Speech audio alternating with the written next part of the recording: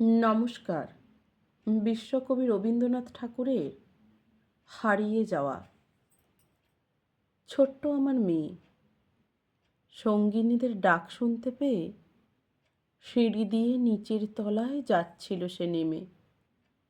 অন্ধকারে ভয়ে ভয়ে থেমে থেমে। হাতে ছিল প্রদীপখানি, আঁচল দিয়ে আড়াল করে চলছিল সাবধানে।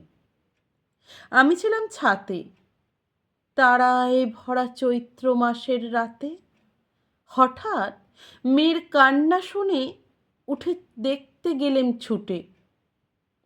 সিঁড়ির মধ্যে যেতে যেতে প্রদীপটা তার নিভে গেছে বাতাসেতে। সুধাই তারে, কি হয়েছে বামি?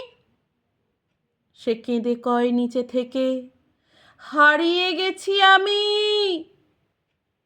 তারায় ভরা চৈত্র মাসের রাতে ফিরে গিয়ে ছাতে মনে হলো আকাশ পানে চেয়ে আমার বামির মতোই যেন অমনিকে এক মেয়ে।